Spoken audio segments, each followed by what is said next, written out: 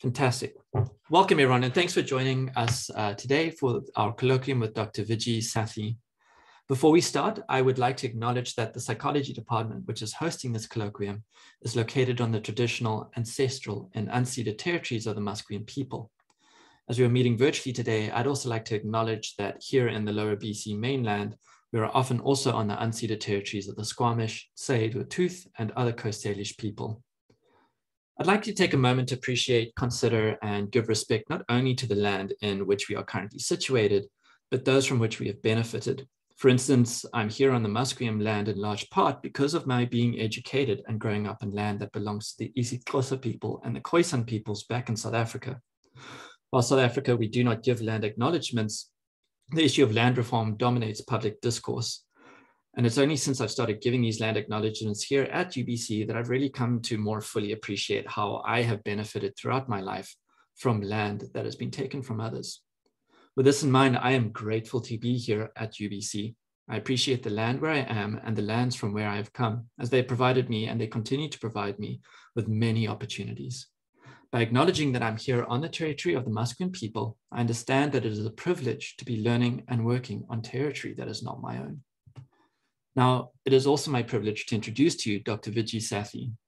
Not only is Dr. Sathy a professor of practice in the Department of Psychology and Neuroscience at the University of North Carolina, Chapel Hill, but she's also the Associate Dean of for Evaluation and Assessment, the Director of the Townsend Program for Educational Research, and the Director of the Academic Leadership Program at the Institute for Arts and Humanities.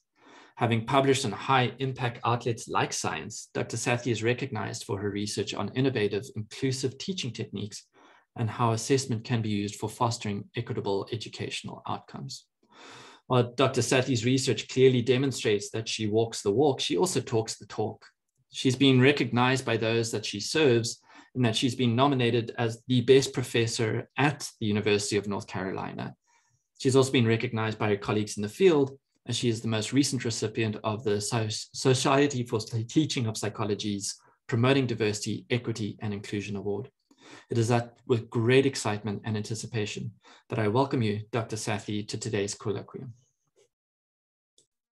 Thank you. Thank you for being here. It's an honor for me to join you. When we had originally planned this, I had visions of being there with you in person, but I am still holding hope that we can do that soon. So I would definitely love to be. I've never visited that area of the country, and I would love to see it and to be able to have more conversations with you. So we'll just consider this a starter, and hopefully we can keep the conversation going.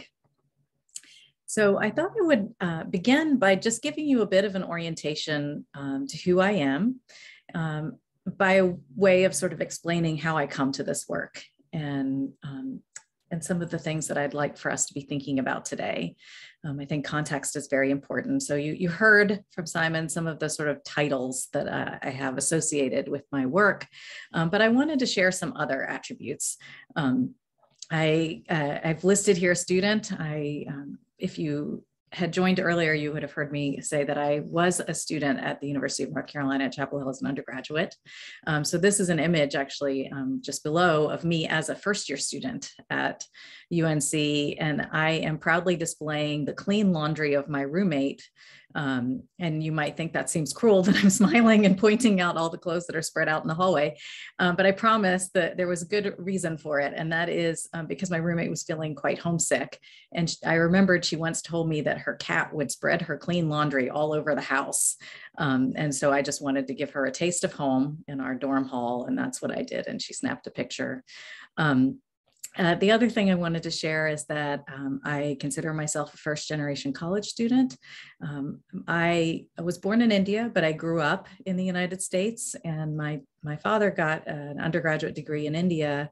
But in many ways, the experience I had in the United States in college was very much sort of figuring things out, not really understanding how college works, what kinds of things I needed to do. So I really very much identify with that label, as well as an immigrant. I grew up in North Carolina, not a lot of people who looked like me. In fact, in my school, I was the only Indian for a very long time, until there were two. And then our names got confused often by our teachers. So I think I've had a lot of experiences of feeling like the odd one out.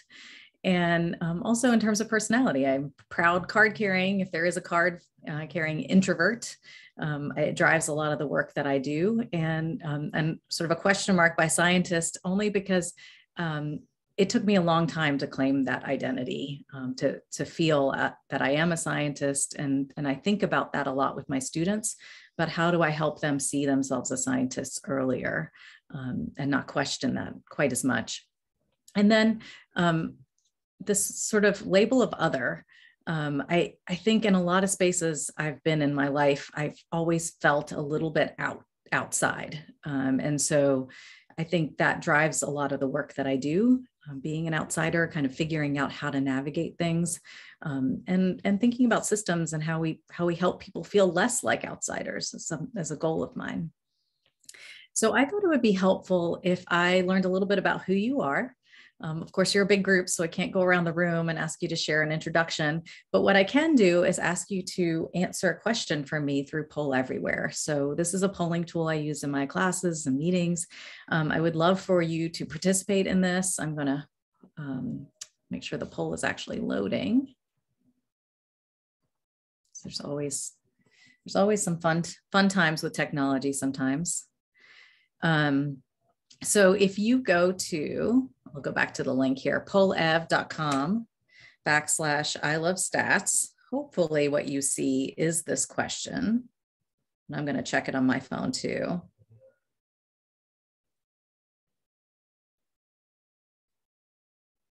If not, I've got a plan. Nope, that's not the question, is it?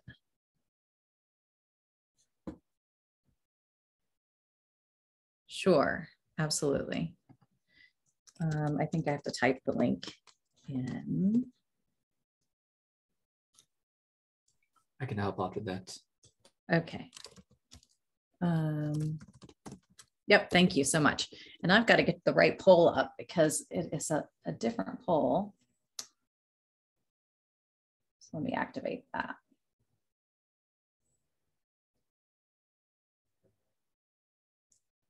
Okay, let's try that again. Yeah, there you go. And you can use, if you have multiple labels, just put one per response. You have many responses you could be using here. So feel free to put 8 things in, but put them individually in. Yeah, true. So the question is, who are you? And if this was working correctly, you would see it on the screen. Let me try stopping the share and seeing if there is a problem with my polling. Sometimes if that's not launched, it creates a problem. Okay, we'll try resharing again.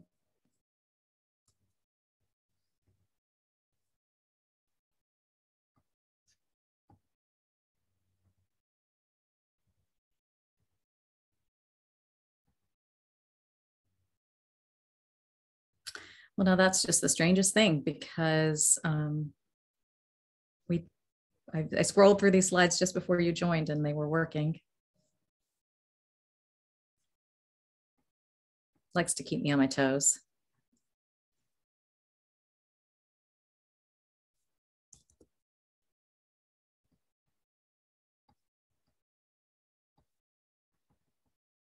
I really do want to show this to you, so I'm going to pull it up here.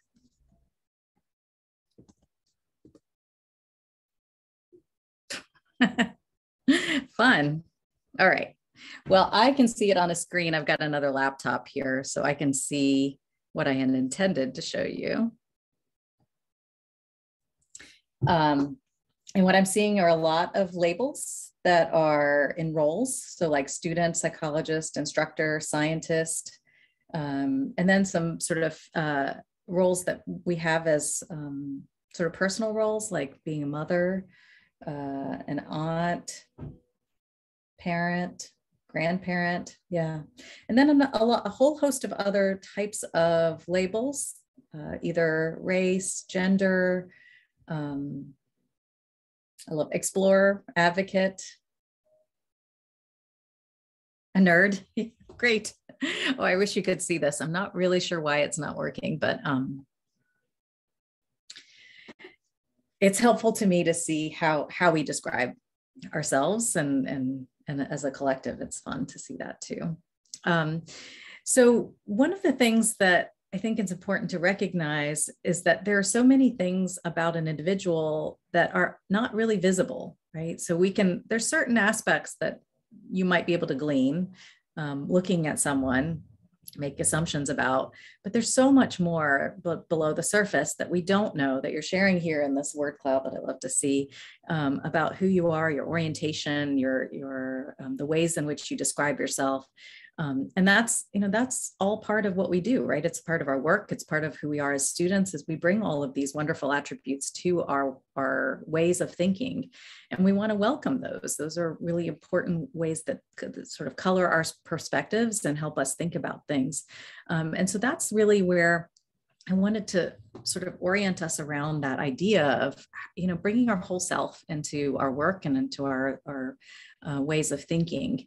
I thought I would pose this question. Tell me about a time when you felt you were excluded in an academic setting.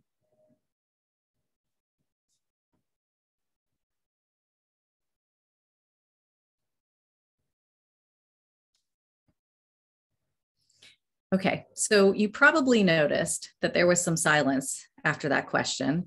And there are a variety of reasons why. Like, some of it could just be very sort of mechanical, like, you told me to stay muted, so I'm going to stay muted. And maybe there's there may be people putting things in chat.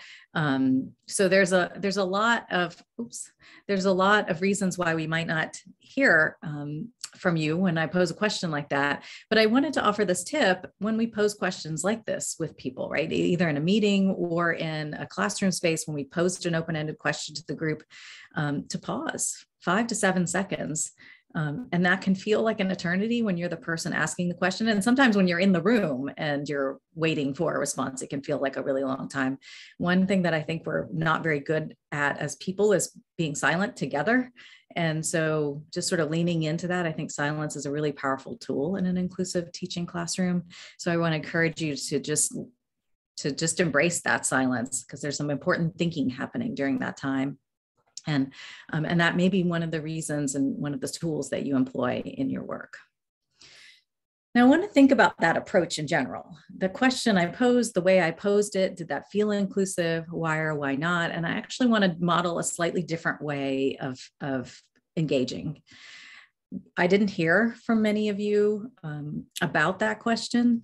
So now I want to pose a different question in a different way. What are the possible reasons students may not speak up when we pose questions to a whole group? I understand that some of you are students, so you'll be able to identify or have a bit more empathy for the situation. But I know we've all been in a situation like this where we may not speak up. So this time I'd like for you to think quietly to yourself about this question, the reason students may not speak up when we pose questions. And then I'd like you to write your response in the chat, but resist the urge to hit enter as soon as you write it. Just hang on to it. I'm going to cue you. I'll give you a countdown, a 3, 2, 1, go, and then you'll go. So for right now, just 10 seconds, think about your response to this question.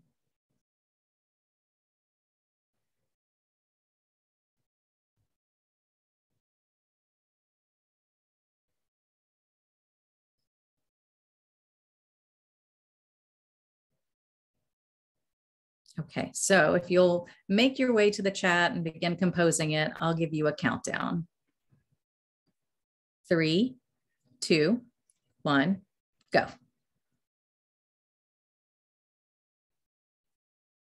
All right, so let's all just take a moment to scroll through and see why we might not hear from every student when we pose an open-ended question like this. Right, they might be worried, fearful that they might be wrong. Like, it's one thing to be wrong in front of your instructor. It's a whole other thing to be wrong in front of your peers, right? Being judged based on what you say, right? Politeness, like maybe I'm just going to step back a little bit and see if anyone else might have something to say, and I'll see if I have something to contribute after that. Feeling lack of confidence or nervous. Yep. Yeah, so I mean, you can see there's a whole lot of reasons why we feel we're being inclusive by posing a question that everybody hears and potentially reads. But you see now from these responses a wide range of reasons why we might not actually have everybody engage when we pose a question like that, right?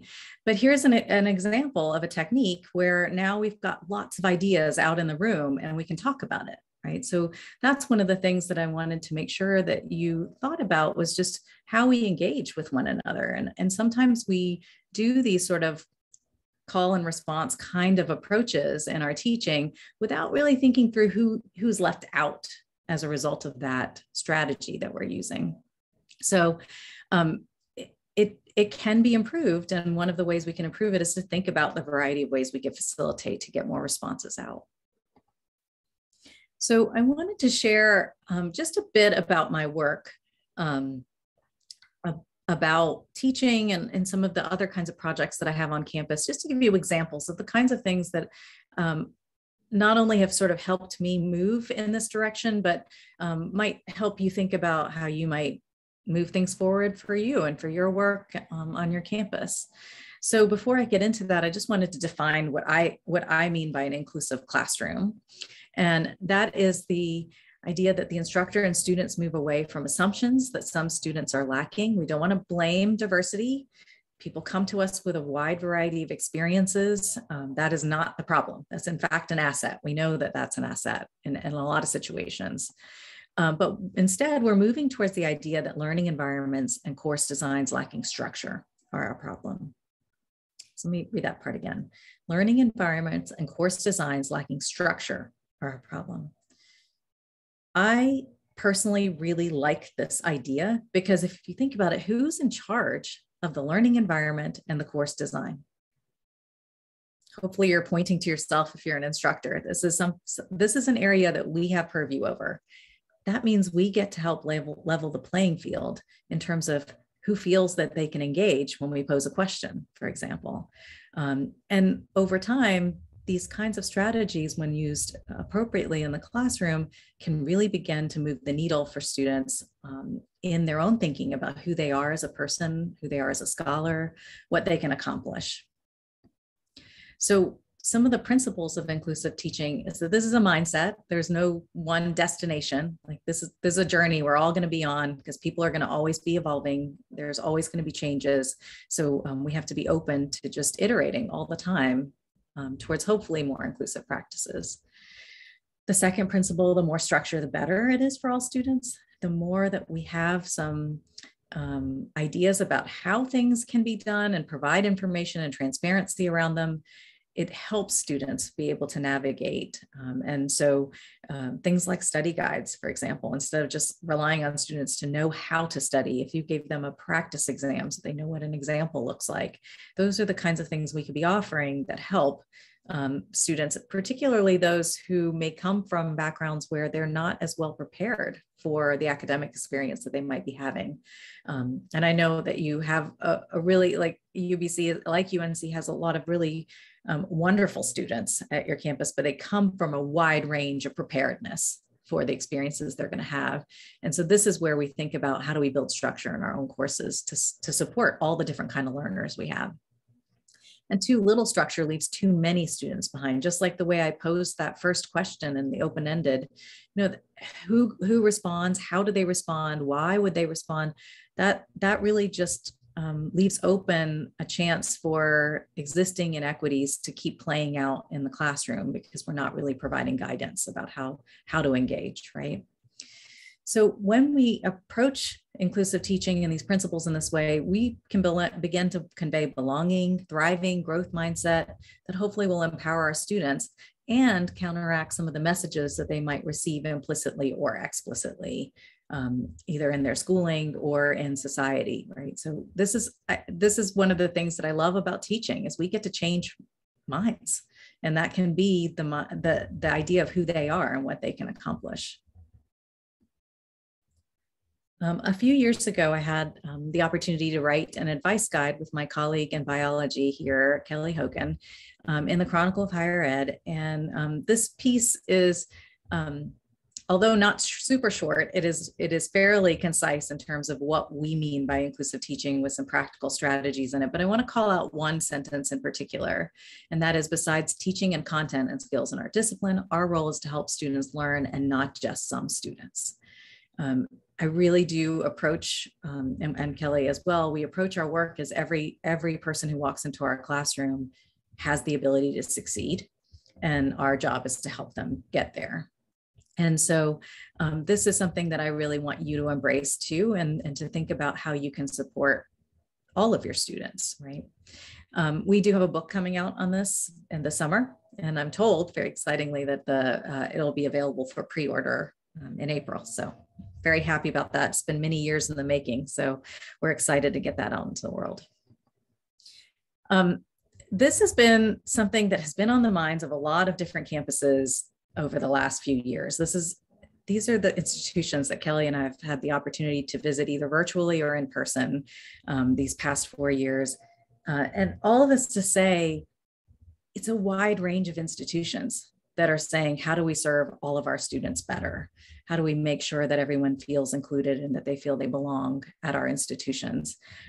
And I just feel such promise and hope when I see this wide swath of places thinking about this kind of work that we all need to do as educators to improve the craft of teaching, and to really lean into what we know about the science of teaching as well.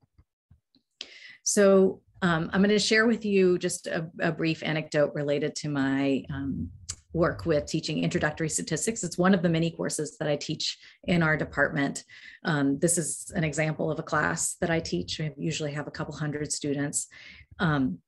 And the course is a required course in the major. And for many students in psychology and neuroscience, they often don't know why they're taking a statistics class other than it's a required course.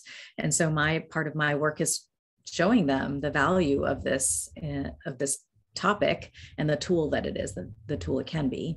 Before students enroll in this class, I have my very first assignment is actually one that they do before they even walk into the classroom, and that is to complete a survey.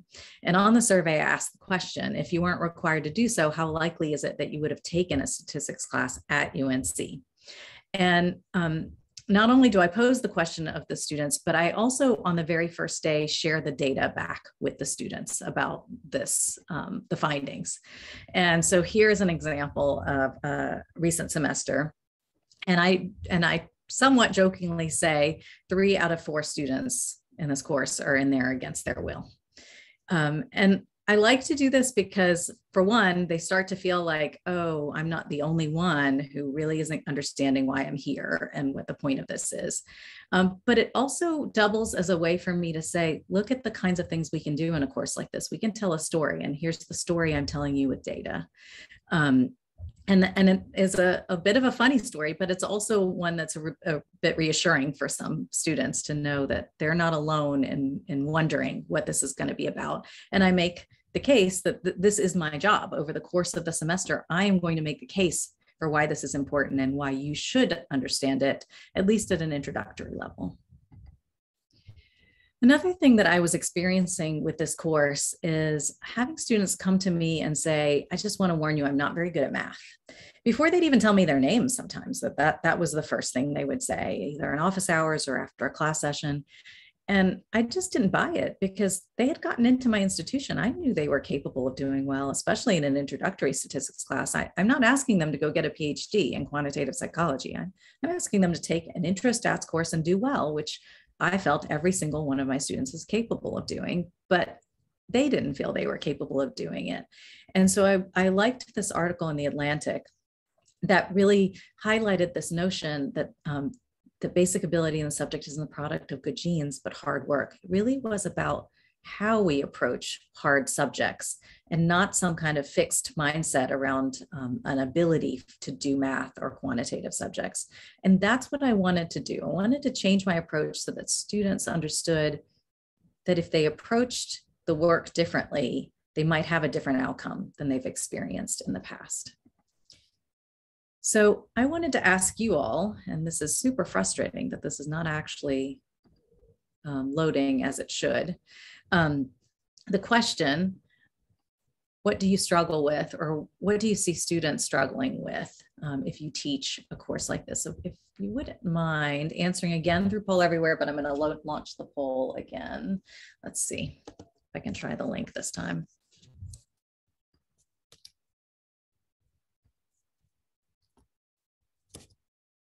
It's pretty frustrating when technology doesn't cooperate, but I feel like we're all in that situation where this has happened to us.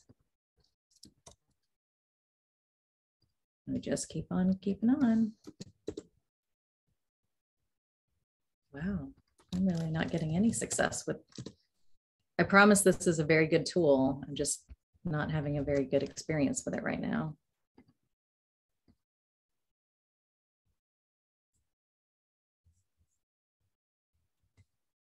Okay, let's try that.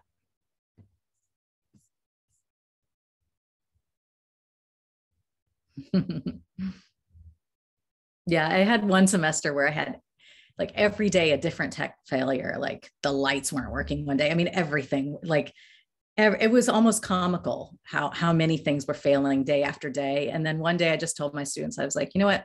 You can't control any of this stuff. All you can control is your reaction or response to it.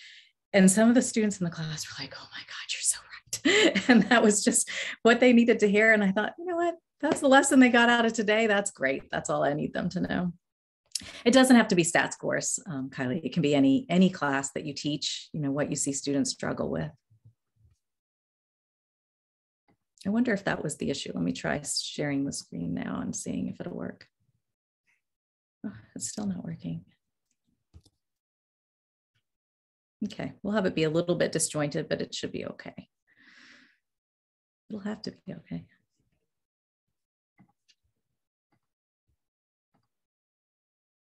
Oh yeah, now it's working here, so I can show it to you this way.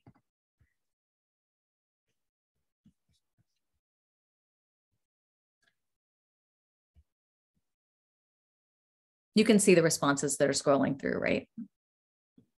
Okay, great. Yeah. So what do your students struggle with? Or if you're a student, what do you notice peers struggling with? Mm-hmm. Yeah, giving up, feeling overwhelmed. Mm-hmm.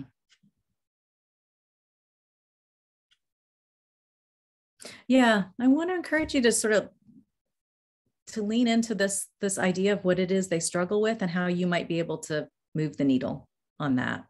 I suspect there are some things you can do. Some are out of your control, but there might be some things you could do to help with that.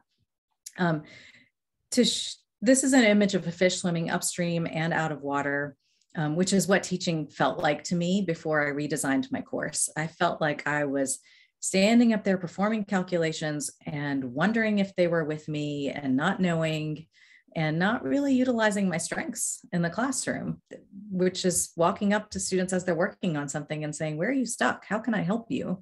And I really struggled with how teaching was going. It felt really unenjoyable to me. And there were just more question marks than answers about what I was doing and if it was appropriate and if all the learners were having their learning needs met. So what I want to do now for you is to just reflect for a moment, what is a unique strength that you have as an educator? Will this one work? Of course not. Let me get that poll launched. Your unique strength as an instructor or an educator. If you'll think about that, I'll get the poll up.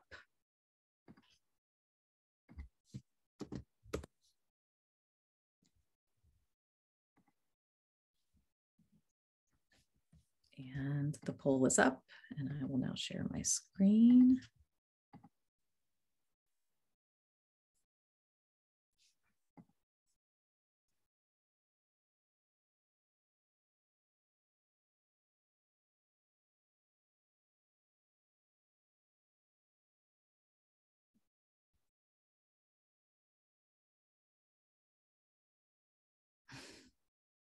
Mm-hmm.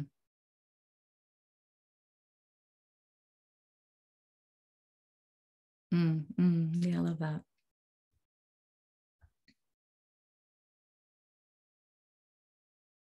One of my favorite things about asking this question is there's always something about the strength that's often an attribute of yourself. And it's never like, I know 97% of the material really well, or whatever it is. Like it very rarely is like, I know the content inside and out. And yet that's often the emphasis we have is thinking about how much content we hold. And of course, I think that's an assumption that we know the content pretty well. Although I know a lot of times we're teaching courses that sometimes we have to brush up on the content ourselves because it might have been a while since we've taught it, if at all. But oftentimes it is some of these sort of softer skills, right? Like being approachable. That's really important in a course where especially the content is hard, or people may feel really like it's just a tough thing for them to work through. Mm-hmm. Yeah. Well, thank you for sharing those. All right. So one of the things that I did early on with my students was I asked them to comment on the pace of lecture, because this was a pain point for me, not knowing if I was going at the right pace. And a quantitative course in particular, it can spell disaster if you're not really keeping up. And so you'll see here the results of that poll. For about 40% of students, it felt right most of the time. But that meant for 60% of students, that was not the right pace I was going at. So I was shooting down the middle and pretty much getting it right. But you can imagine for the almost 10% where it was a little slow, how frustrating it is to just feel like it's not moving at the optimal pace for you, right? You might get bored. And then for the students where it's a little too fast, or a little fast or too fast, how difficult that is when it's just out of reach in terms of the pace. Like you feel like if you had another minute, you might get the idea, but we've got to move on to the next concept. And how frustrating that can be. And this is something that I just felt like there has to be a better way. There has to be a better way than me just speaking out in a classroom and wondering if the pace was right and not getting it right. And about 10 years ago, I went to some professional development conferences about teaching, and a colleague of mine presented some screencasting software. And I know it seems crazy now to think that, recording a lecture and posting it would be a radical idea. And it wasn't that radical then, but it was pretty uncommon to do. And when I saw that, that colleague presenting, I thought, oh, this is the idea. This is what I need. I'll just do the calculation as I would have done in class, but I'll record it and I'll post it and I'll ask students to watch it before they come to class. And this way, those who feel like they need to press pause can do that. And those who I've got embedded sort of practice questions before and after the video. So maybe they've seen the formula and they kind of know what to do already. They don't even need to watch the whole video. Then they can just move on to the next module. So they would watch maybe 3 to 4 of these very short, like 5 minutes or less videos. And the byproduct, actually, really nice byproduct, is some of the stuff that I found to be the most boring, dry content, like nobody derives joy. I mean, maybe they're lying if they do, but I feel like very few people derive joy by doing a hand calculation like this. I think it's more interesting to think about what is it that standard deviation gives you in terms of information, and certainly analyzing a data set and saying, what story can that tell you when you look at two means that are the same, but the standard deviations are different, for example. So this was a tool that I just embraced and thought, this is what I need to help me level that playing field about the content, pace of content.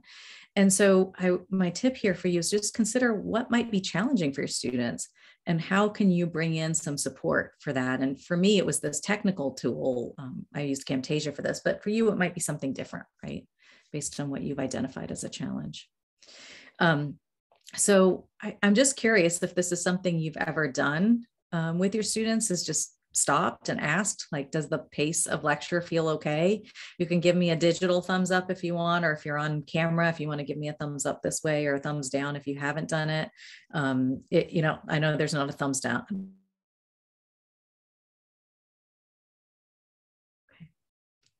And that there's some practice work that's happening in class, and then out of class, there might be some homework assignments that they do individually or with groups, right? So there's this continual cycle with the material. But the key part of this is that it's all required. right? In order for this to work in an inclusive setting, it all needs to be required. You can't have any of this be optional, because there are going to be students for whom they're not going to have the bandwidth to do it if it's optional, or they're not going to see the value of doing it if it's optional. So keeping it reasonable, of course, in the total time that's required, but making sure they're all part of what they're expected to do.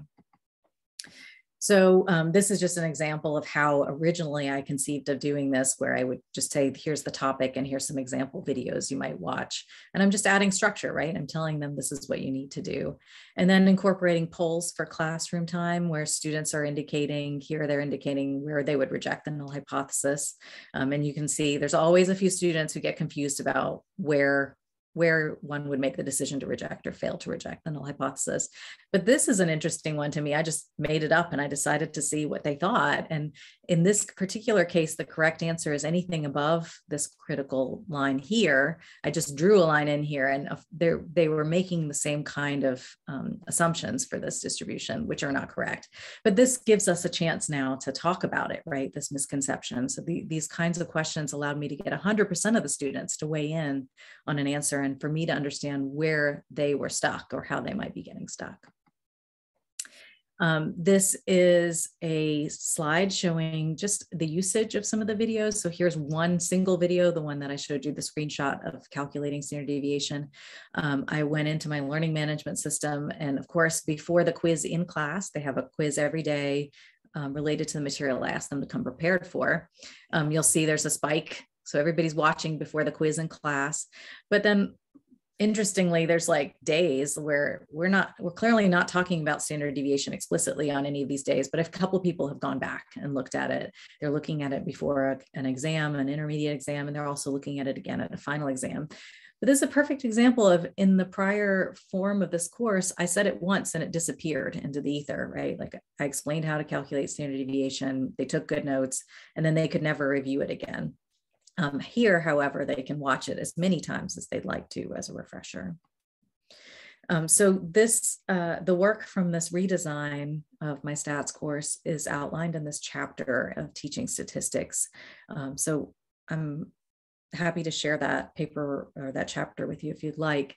But the upshot of it is that by redesigning to the sort of flipped model, student learning was improved so that there was a common final exam before this format, where I was using all the same materials, but just asking them to watch videos rather than doing them in class. Learning was improved, student engagement was improved, motivation, and then surprisingly, student evaluations of teaching also were improved, which doesn't often happen with a redesign. Yes, it seems like the technology gods are frowning on us as well. I think Zoom crashed for a number of people in the room, which means that I think we've missed the last 3 to 4 minutes of the talk. Would you be able to give like the cliff notes or an elevator pitch of the last 3 to 4 slides? That'd be really great, please. I hope it's not my fault. I haven't like spread some kind of virus virtually to your Zoom. Not at all, not at all. Welcome back. Thank you for coming back. Yeah, so what I was saying was that I redesigned my course. And the upshot is that by asking students to watch short videos before coming to class, rather than using class time to do some of that work, we see an improvement in student learning and engagement and motivation. I saw my evaluations improve, but that's not necessarily true with a redesign. Sometimes it takes a couple of iterations for students and for yourself to feel comfortable with how things are going. And I liked this, this isn't my paper, but I liked the headline, the sort of title of this paper, Student Evaluations of Teaching Quantitative Courses Can Be Hazardous to One's Health. Just noting that these kinds of courses in particular are not the kinds of courses where one often gets high ratings. So I took it with a great source of pride that they in fact improved as a result. And part of it was the techniques, right? Like, so things we were doing to reinforce learning, which meant that they got higher grades, which meant that they felt better about things, right? But part of it was just a sell on my part about why we were doing what we were doing and sort of making it more clear to them my goals and designing the course that way. So one piece of the findings has to do with interest in the subject matter. And I mentioned when I teach this course, oftentimes students don't know why they're taking this class. So I had a scale that I asked of both sets of students in the sort of traditional format and then the flipped format. And we see that interest in statistics improved as a result of teaching the course this way. And this is really important to me to be thinking about, because that's how I got my start in this field. I took an intro stats course and I thought, oh, I get it. I understand why. And I loved statistics. I loved the idea of using quantitative methods, and applying it in psychology was really fun. So I wanted to think about, how do I be more invitational, right? How do we invite people into our disciplines and support them there? How do we launch them moving forward? And if you have the privilege of teaching an introductory course, this is something I hope you take to heart, that you get to be the person to show them a little bit about what it's like to be in that discipline. And some of the methods that you use can make the difference for them in terms of seeing themselves in that discipline. So switching gears just a little bit, in my administrative role, I'm also thinking about improving teaching, but also helping faculty to think about improving teaching. So this is an example of a kind of a tool that we built on our campus. It's called the My Course Analytics Dashboard, or MCAD for short. And what it does is, I, as an instructor, can log in and view my course data. So in this case, I'm just sort of walking you through some examples of some data, where I can see gender differences from term to term in terms of their grade distributions. I can look at the rates of DFWs. I can slice and dice in a lot of different ways. I can say, I'd like to look at my first generation college students versus my or continuing education college students. I can think about different kinds of forms of identity that I might want to evaluate differences for, as a means of just being reflective about my teaching practice. Am I being equitable in terms of who's getting what grades? And I think sometimes we can kind of glean that by looking at our grades, but this makes it much more clear, right? And especially about categories where we don't know, we can't look at a student and know, for example, if they receive financial aid, if students in that category are earning the same kinds of grades as those who don't. So this is an example of the ways in which I'm hoping that we harness data, especially to think about inclusive practices. This is a quote from one of my students, and I share it as a means of like how we begin to change minds, right? So by doing group work that you constantly encouraged, I've doubted myself time and time again, changed my answer because of what someone else said, then suffered regret when I realized my original answer was correct. Eventually, I started to say F it and started to speak up and believe in myself. And this is in reference to when I would pose a poll question and I say, turn to your neighbors and justify your responses. And sometimes they came to consensus and pulled in their answers. Sometimes, as you can see, the student was swayed by others, but learned to believe in themselves. And this is the kind of thing where you begin to start to convince people, no, they have the wherewithal to do it. And maybe they need to doubt themselves a little bit less, right? So a couple of tips that I'll offer is to think about building confidence. And I think varied active learning activities like small groups, think, pair, share, using anonymous tools like Poll Everywhere are really great ways to get people to not be worried that they're going to be wrong, but help get answers out into the room. Creating an environment where mistakes are normalized and that a growth mindset is what you really want to emphasize for students. Using random calling with transparency to reduce bias on who's called upon so peers can see that anybody could have expertise, right? Like when we just leave it to chance and say who would like to answer a question, you're probably going to get the same few people contributing. And then students are going to start to form stereotypes about who are the people who know about your field or discipline, who are the experts in the room. So that's why I like using random calling, but using it safely, like saying, I'm going to let you talk in your groups first, and then I might randomly call in a group and you're just reporting for your group. Or you can say pass at any point if this isn't feeling like a day you want to contribute and answer out loud. And then to counteract imposter phenomenon, being explicit about promoting access and equity for students, telling students that they belong at your institution and doing the work to help them feel they belong. It's not enough to just say you belong here. You actually have to build a course that supports their learning. And that part is really important because we don't want to pay lip service to this idea. We actually want to build an infrastructure where there's success possible.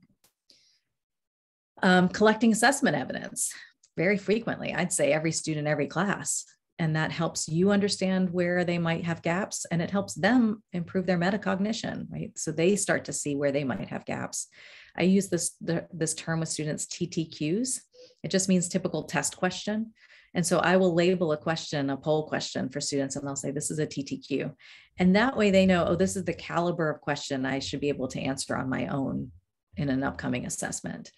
Because we know not all questions are built the same, right? Some of them are really sort of low-hanging fruit, but some are really challenging, like the ones we want them to answer eventually. Again, the idea that we should have required work, not optional, because it is, there are some students who know to take advantage of every resource you throw at them because they've been taught that. And then there are some students for whom it's just not possible. They've got too much going on. So if it's not required, if there's not a grade attached, for example, it's not going to get done. And that's not their fault. It's just them operating, and we operate the same way, right? We don't do optional oftentimes, or we stretch it because it's like something we'd like to do, we aspire to do, but we don't necessarily get it done unless there's some accountability for it. And then considering a grading schema where exams carry less weight, there are a little more lower stakes quizzes and assignments. So this is really important because we want to help students have some hope from a setback, right? Like you don't want a single score to really derail somebody. And in my case, students can change not just their minds for the better, but they can change their minds like they can't be in a discipline if they have a bad test score early on, right? Like this, oh boy, I had to rethink biology if I failed my first biology exam. No, not necessarily. It just might be that you have to approach studying a bit differently.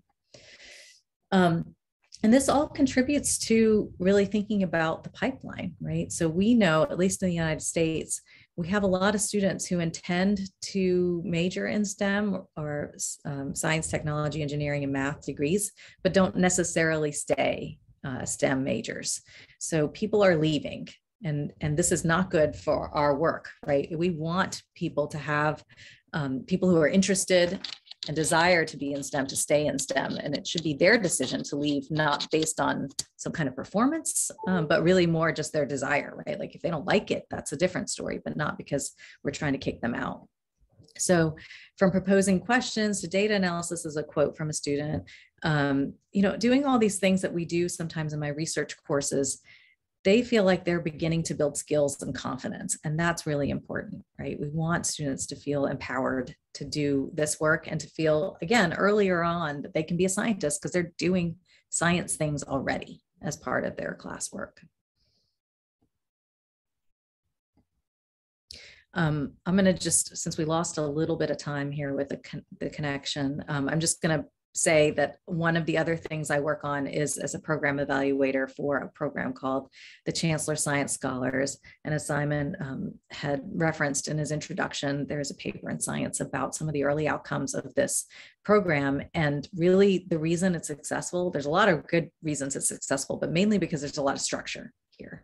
There is a small cohort of students who are getting all kinds of supports to help them understand what it is to how they can be a successful candidate for a PhD program.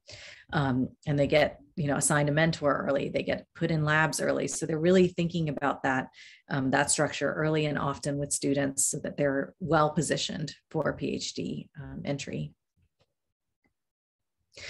This is just a small little note to say when you have wins like that, which for me, this was a win to market, to celebrate it in some way. I ordered a cake with the first page of the science paper. And the baker said, I've never seen a paper with a graph on it. And I felt like my work could check off a lifelong objective here to make a baker happy to have a graph. One other piece, and then I'll start to wrap things up, is thinking about curriculum. We have a new general education curriculum that we're rolling out at UNC in the fall. I was privileged to be on a very small group of 9 faculty members who, for about 5 years, thought about what the new general education curriculum would look like. And one of the ideas that we had that stuck is a course. It's called First Year Thriving only because it takes place in the first year of a student's time at Carolina, but it's really a college thriving course. And the point of the course is to unhide all of the things, reveal all of the things that students should know about being in college, and particularly at our institution, things like study skills, things like campus resources, like our psychological services, our learning center, our writing center, all those things that come at you sometimes as a fire hose of information at an orientation. We spend a whole semester thinking about strategies, practicing approaches, really identifying things that will help them succeed and thrive at Carolina in their first year. And we're piloting it this semester. I'm part of a small team of people who are building the course. And we're seeing great feedback from students about how much they appreciate just talking about some of these things that they've experienced, like loneliness in their first year, that they didn't expect to experience, right? So thinking about, again, the whole student and how that, how their experiences really matter and in their success, and sometimes not in their success in college. And then I'm going to leave you with just a couple of ideas, thinking about graduate training. I love this tweet by Jesse Stommel, where he says, stuff graduate students are too often expected to learn how to do by magic. And you'll see here a list.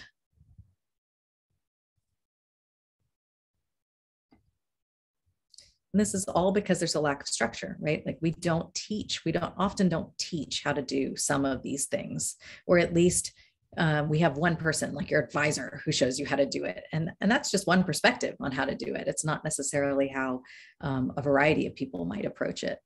And so if we added structure, we might be able to facilitate a bit more inclusion around those things. And if you think about after graduate school, this tweet, the university grade data set finds that male students are almost 20% more likely than female students to receive a favorable grade change when they ask. So this is something that, that's inequitable, right? But it's because they think and know to ask, whereas some people may not feel they're entitled to ask, right? And then the outcomes become different.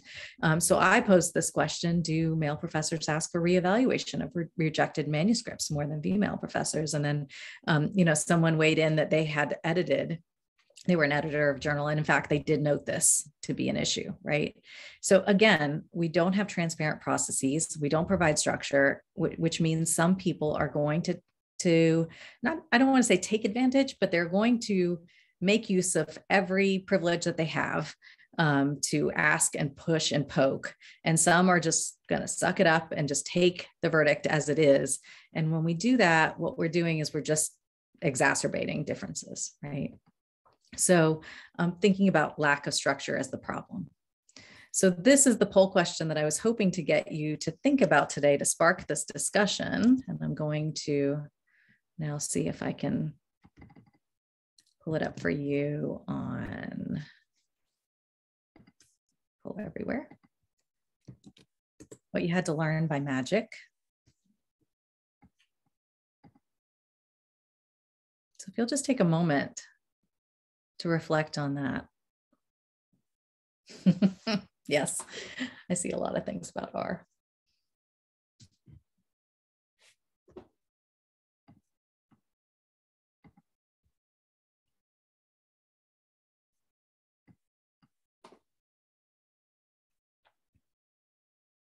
Yeah, teach. Oftentimes we're thrown into classrooms without very much training. Most of the things. You can imagine how challenging it is when you feel like almost everything you do, you don't really have much guidance around.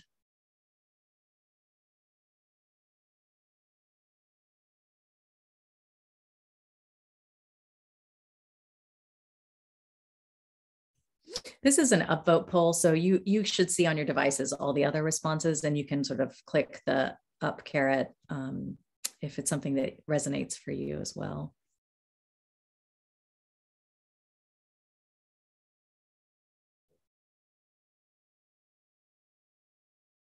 Mm-hmm. Yeah, writing exams. That's something I spent I have weekly meetings with my TAs. That's something we spend a good bit of time around, and they realize it's a very hard task.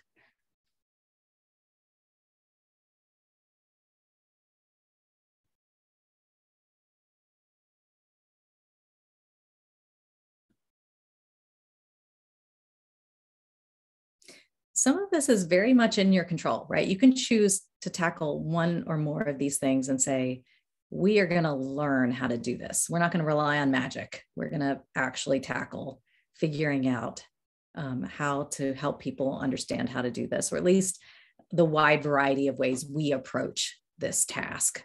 And people can decide what's appropriate or what feels appropriate for them. But I just wanted to invite you to have a moment to reflect on it. There is a lot, and there we can add more structure, and finding one or two of those to tackle to add structure would be a really good way to move forward. And I can download this list and send it back to you so you've got it as a starting place for you.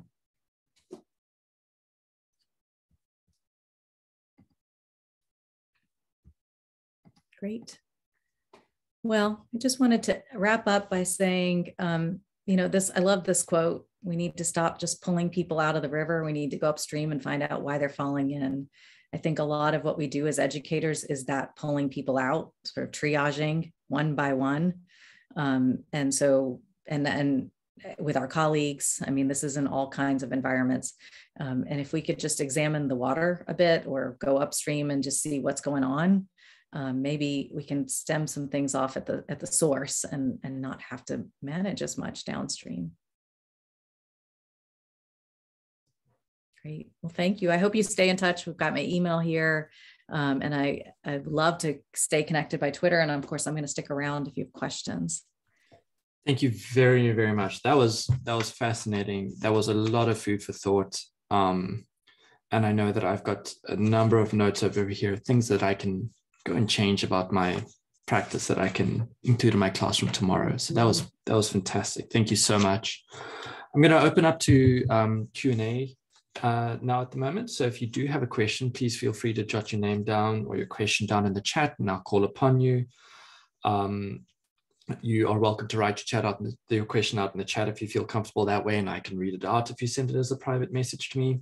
Or if you write your name in the chat, I will call and you can use your microphone if you feel for it.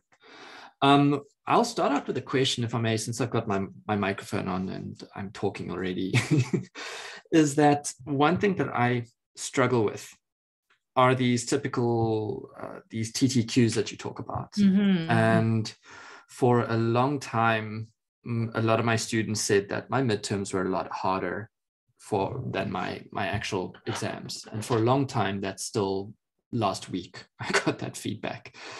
And so this is tough because the last year and a half, I've been triaging my exams and taking questions from previous exams and putting them into the practice quiz. So I tell students these are exactly the types of ones that you get.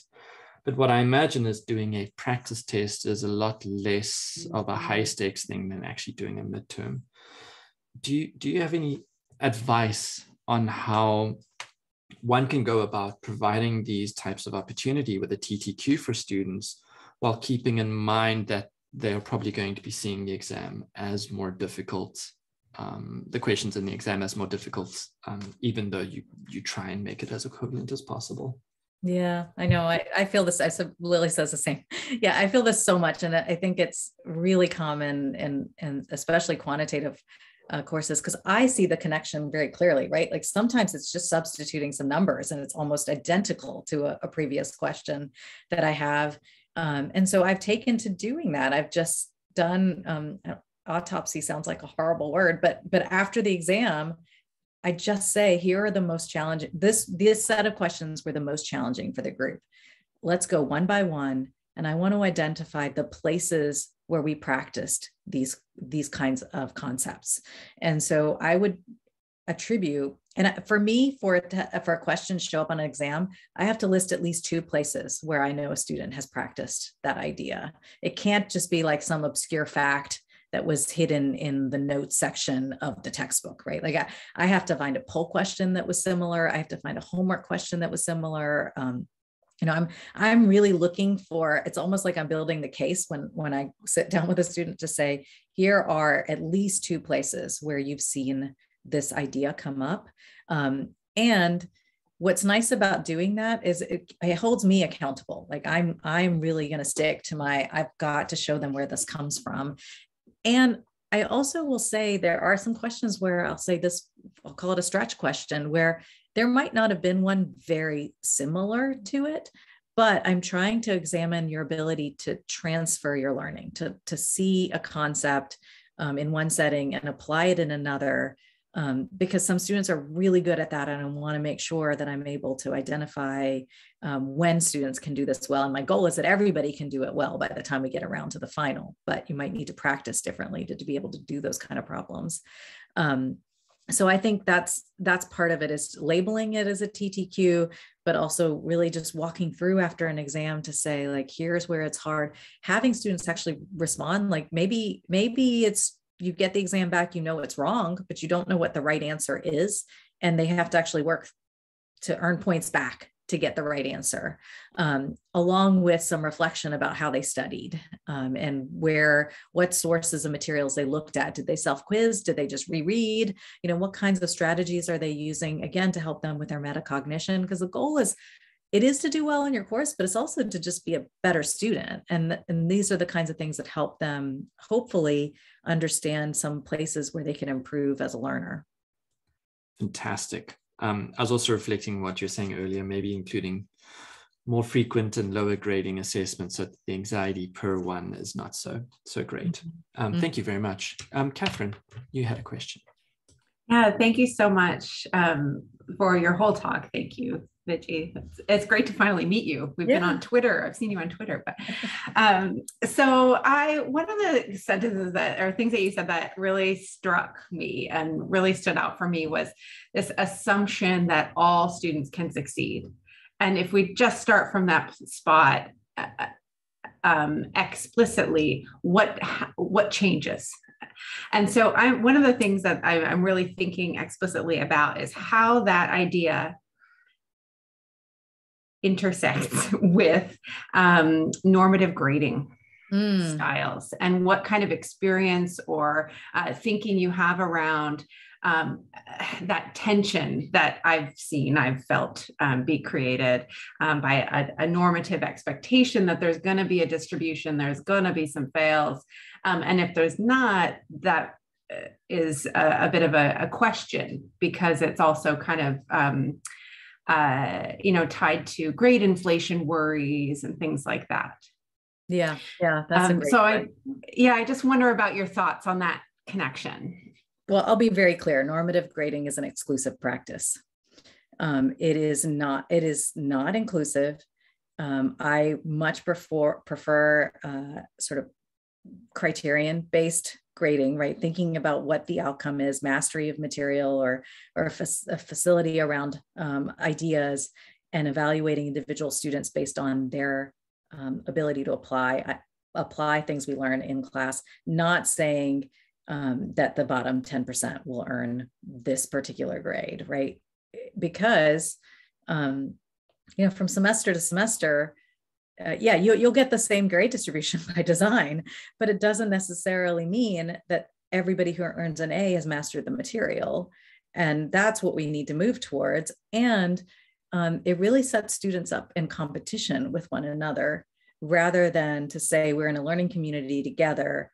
And I'll give you a really concrete example of one of the ways that I make this clear to my students is we do these polls in class often. So maybe 6 to 7 in a single class session. Some of them take more time because of the complexity of the question. But I always promise them something when 100% of students get those polls right. And we have about 200 students in class. So it's no small feat to get 100% correct on a question. But I say that as a point of celebration. So you will tell me what you want me to do. Some semesters they say, we want you to tell a joke. Sometimes one semester they made me drop and give them push-ups. When that happened, I've also had pies thrown at me, like on exam day, they got to throw as many pies in my face as they've gotten 100% polls correct, just to inject some fun into this. But but the notion is that like, I want to see that happen. I tell them on day one, and when every person in this course masters the material, everybody earns an A. That's the day I retire, because that I consider my job well done at that point. So I think that's really an important idea to convey to your students, to your faculty, that kind of grading practice is not one that is inclusive. And it really goes against a lot of the approaches that we want. And we want students to feel empowered in their learning. That doesn't set people up for empowered learning. That just sets people up for comparison and context. That seems to have touched a collective nerve over here. So thank you very much. That's great to hear. Catherine, you took Lucy's question, but apparently Lucy has a second question. So Lucy.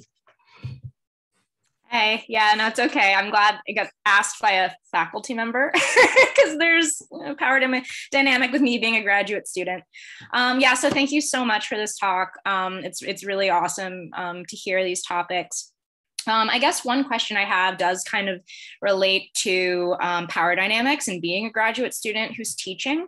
And it's similar to the last question. And I guess there's certain norms or kind of institutional standards that not only at UBC, but like even the psychology, kind of certain disciplinary norms that are expected in terms that I don't find very inclusive or kind of problematic. So I guess, do you have any suggestions on like how to, I don't know, push back on that in teaching and kind of carve out a space that's more inclusive, not just necessarily in the grading, but also in the kind of content we teach and how we work with the content that we're expected to teach in the curriculum?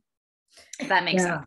Yeah, that makes a lot of sense. In fact, so not too long ago, maybe 2 years ago, which feels like 30 years ago, I had the opportunity to sit down with the host of Shortwave for National Public Radio and talk about this idea of content in science.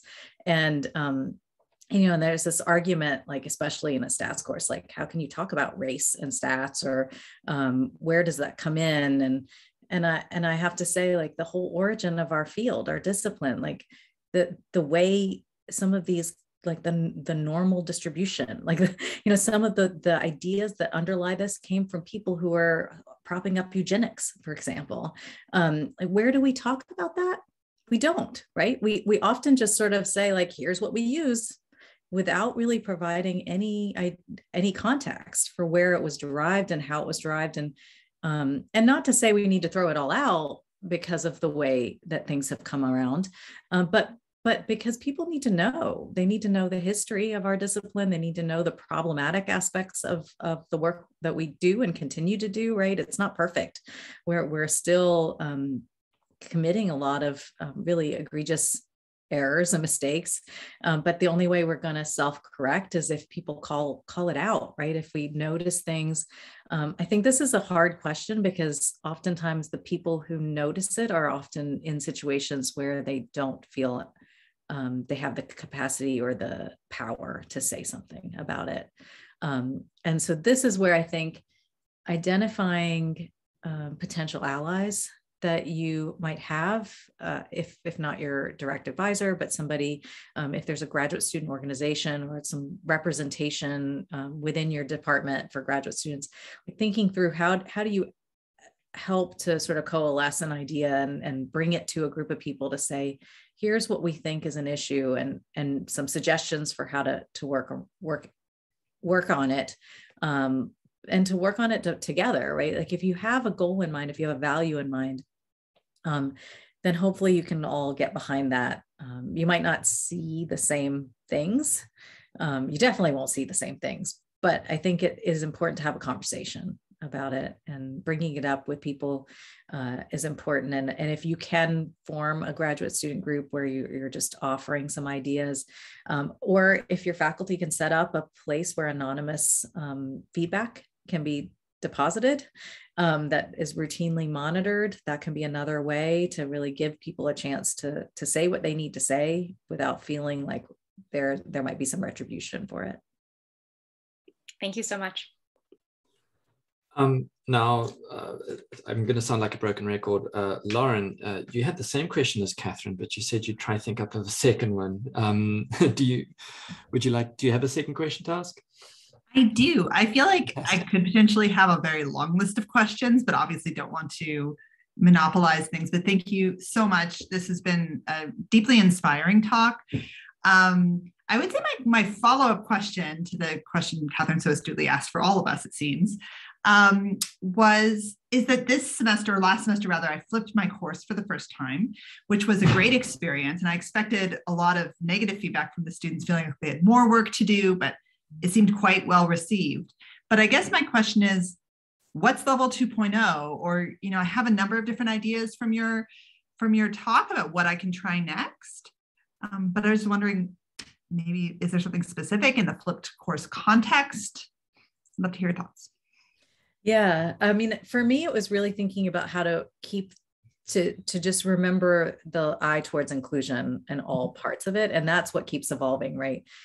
So varying the activities, thinking about the places where I still see students struggle and how I can sort of get in there and work on it and figure out some new activities to pose or questions to pose. And every semester I'm evaluating, right? Like I have a question, like I've got a set of questions where I know these tend to be the hardest ones on that final exam. How do I get more students to get them right from term to term? And I work on that, and I have a pretest, and I'm thinking about learning gains from semester to semester so that I can reflect on my own practice, not just in how favorable the ratings are, but in how much are they learning the material that I want them to have some mastery over, and are there techniques or approaches that I'm using one semester to the next that seem to be more successful and bringing more people along on those ideas. So I think a close watchful eye on some of those ideas is really great. And then sort of thinking through the facilitation piece and one piece that I will say that I love, especially for a flipped format, because you're probably doing a lot of active learning approaches, is thinking about getting 100% of the students engaged in the activity, reporting out as much as possible, trying to get everybody to do all of the things. Yeah, that sounds great. And yeah, I mean, all that's wonderful suggestions. I think it was a really big challenge during the pandemic where we we were really encouraged to make coming in class optional.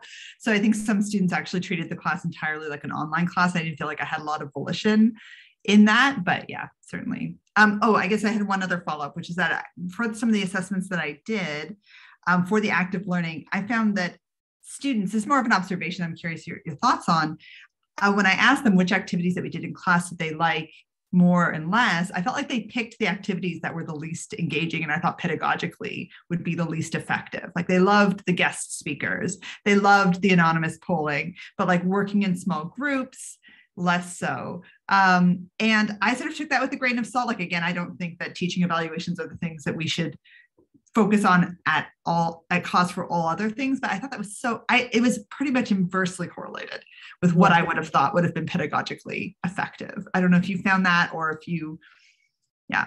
Yeah. So actually, it's funny you mentioned that because of this very week in this College Thriving course, we're doing a unit on learning about learning.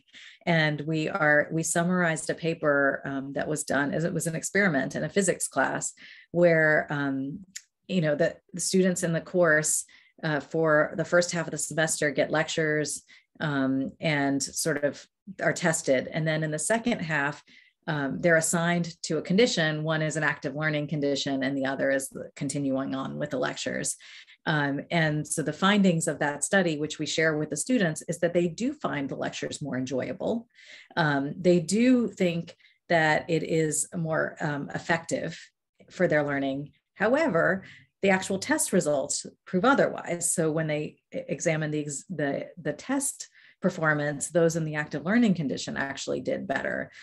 And this is one of those, I think, fascinating psychological phenomenon, but it's really not that crazy. If you think about it, like we like easier things and we feel like it's more fun when you rip the Band-Aid off faster, right? Like we don't want to be in that challenging space very often. It's not enjoyable. Like I'll give you a prime example, going to the gym or working out, like it's not fun all the time to be working out or to do the things, but when you're done and you feel strong and all of those things, like when you put in the work, you're going to be happy with the result on the back end, but it doesn't necessarily mean we're good judges of what is effective for us. And I think that's the part that is important to convey, not just with your students, but with your peers. Like, yes, they might enjoy the lecture a great deal, but are they really learning that content by being lectured it? Is there some way that you can reinforce the learning? I think that's a really important piece to emphasize, that is the real goal. I mean, satisfaction's great, but actually knowing the material really well and feeling confident about their skills is better. I wonder if also there's a little bit of a placebo effect there as well, that we have it so ingrained in our minds and our view of what education looks like as someone who's all knowing at the front of the classroom lecturing to us. And so we have this sense that we're learning more, but it's, just fitting our expectations, not actually beneficial, right? Well, yeah, absolutely. And you're bringing up a really good point too, where, that there is a lot of inequity even in how students perceive that, right? So like you can have individual instructors who use active approaches, but because of who they are in front of the classroom, either a person of color or a woman, that could be perceived really differently than if they are a sort of stereotypical, like what you would think like an older white male, for example, professor. Like if you give them both, if they do the same things in one situation, they might feel like, oh, they're cool. They're letting us like turn things in whenever we want. And, like all this stuff just seems like a really nice thing that they're doing. But however, when another person does it, it's like they're wishy-washy. They don't really know what they want. They're not really giving us enough guidance, right? And that's like just stereotypes playing out in the classroom. But I think it's important to be mindful of that when we look at those satisfaction ratings, that we don't always see the things the same way. Thank you very much. Kristen.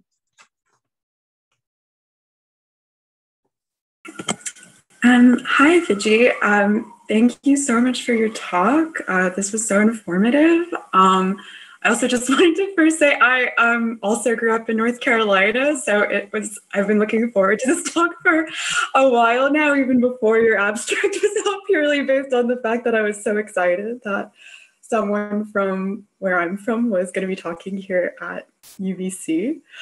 But so my question, I'll preface this with the fact that I'm not an instructor, but I do tutor statistics, and I'm currently a student.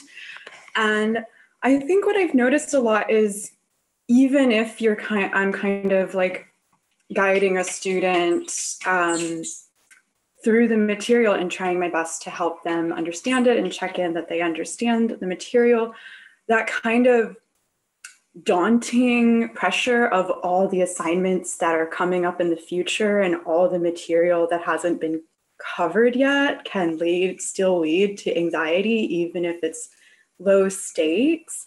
So I'm wondering if you have any advice on like how to help mitigate that anxiety and be more focused on like the present and what you can, control and understand in the moment. I don't know. I feel like if we could figure this out, we could solve a lot of problems for a lot of people. I don't think this is a student specific issue. I think this is a human issue. In general, I'd say like, I do talk openly about things like anxiety and specifically test anxiety with students. There is a sort of 4-item scale on test anxiety that I actually ask students to poll in, and we look at the responses in real time. And, they see that 50% of them, like one of the questions is something like, after an exam is over, I think about, having failed it, or like ruminating on not doing well on an exam, essentially. And really extreme, like they sound like extreme behaviors, but they see that a large number of their peers, including themselves, exhibit these kinds of worries and concerns in an exam. And part of my rationale for doing this is, one, again, you're not alone. This is a common sentiment. And for another, for me to just reassure them that, a test is an opportunity for all of us to understand where we are with the material. And I make sure that I emphasize that as an instructor, because if a large number of students get a question wrong, for example, then I say, that's on us. We made a mistake. You weren't ready for it yet. We have more work to do. That doesn't count for this we'll take it off the test, right? Like, I'm making sure they understand, like, this is as much about reflecting of myself as an educator about that material as it is about what they show on performance day. And that this is just one of many, and that they can do better on a final exam, and that can replace an earlier exam, like trying to mitigate some of this worry. Like, it's okay if you have a misstep, because you've got another chance to show me that you're going to get this. And I always tell students, this is not a speed contest. I don't care how fast you learn the material. I just care that you learn the material.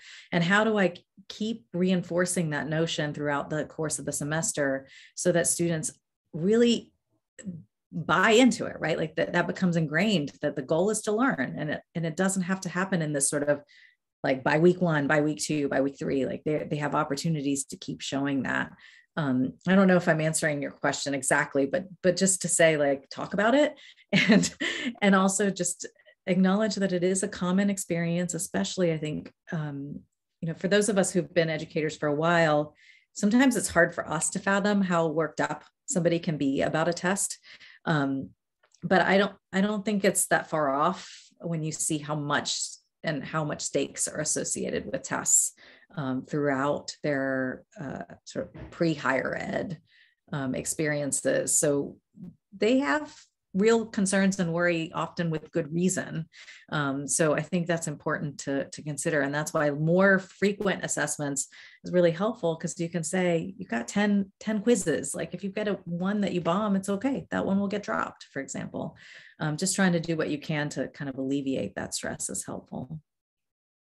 And then I also on game day, I call it game day, when they have to show up for a test.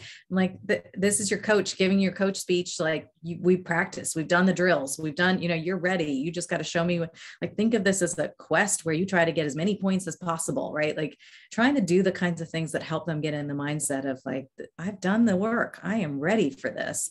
I'm just here to show you what I know so far.